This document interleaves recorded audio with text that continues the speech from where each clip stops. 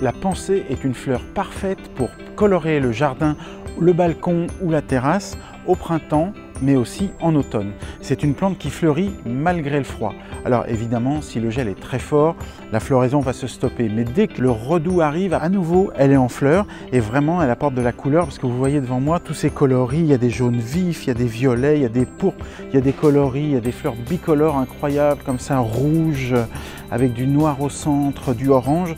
C'est vraiment une plante merveilleuse pour amener de la couleur dans cette saison qui est souvent un peu triste au jardin. La pensée est une bisannuelle, donc souvent l'été elle va disparaître, elle va s'arrêter, mais elle va faire beaucoup de semis et elle va repartir de ses semis. Alors ça c'est vrai surtout au jardin.